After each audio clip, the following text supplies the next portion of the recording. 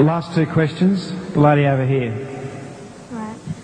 I've been told that women in Islam wear a veil because in this way men will treat them respectfully.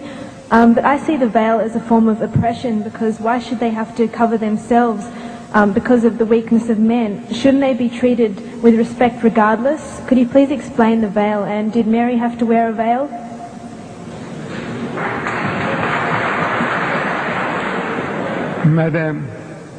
Madam, your Bible says, your holy Bible says, Paul is telling you that the woman must cover her head, that the woman who doesn't cover, shave off her hair. Your Bible says that.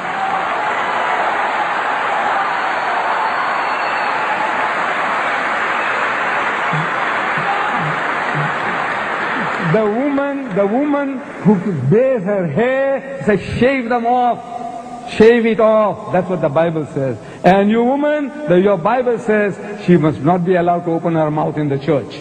But that's your churches, they don't believe all that. And your people don't believe in that. So you are inviting trouble. Because of this, in America, in New York, no woman is safe after dark.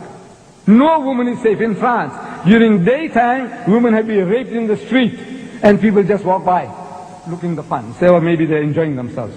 Woman is being raped. No, I said, you are inviting it.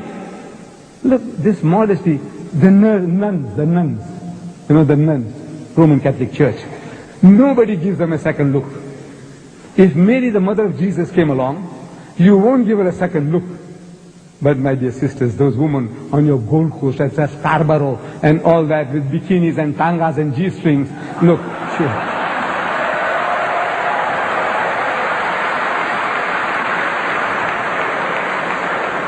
it's attracting, look, even an old man like me, I tell you, my God. If I went there, I tell you, I'll be burning inside. I'm telling you, look, this is the nature of man. God made us like that. The thing that allures man more than anything on earthly existence is woman. Do you know that? I don't know. The Quran says, زُيِّنَ لِلنَّاسِ حُبُّ الشَّهْوَاتِ مِنَ النِّسَاءِ. Fear in the sight of men is the love of things they covet. Number one, مِنَ النِّسَاءِ, women. وَالْبَنِينَ, then sons. I got 11 sons. I can make my own football team. It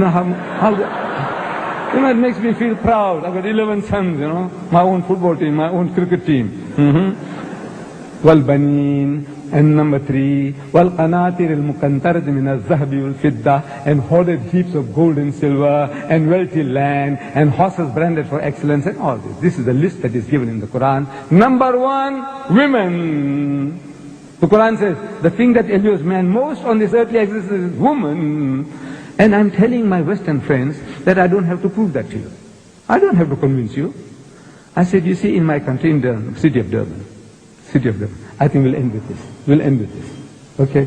We'll end with this. In the city of Durban, there is a firm called Lucian Motors. They sell second-hand trucks. Lorries, trucks. We call them trucks here too? Trucks, we call them trucks. And on the trucks that they advertise, there's a woman in the bikini on top of the truck. Then G-Knots, they sell farm implements. And on the tractors that they advertise, there's a woman in the bikini on top of the tractor. I'm asking these Westerners, I said, what has a woman in the bikini got to do with a second-hand truck or with a tractor? Except the man. You see, the woman is being dangled, so he'll read the advert. And BMW, I don't know, you have BMWs here. It's a motor car supposed to be a little better than the Mercedes-Benz. I'm not in the market for it. You see, I started with the Volkswagen Beetle. I did 120,000 miles, and I had to change for another Beetle, and another Beetle, and another Beetle. Then they stopped making the Beetle. The Volkswagen Beetle. They started the Golf. So I had to buy Golf number 1, Golf number 2. I'm still not in the market for a BMW. But I'm forced to read this advert. In my newspaper, I see a BMW motor car. And with a woman in the skimpiest of bikini, what you call the tanga, the G-string. She's standing in front of the motor car. And it's written at the bottom, test drive her now.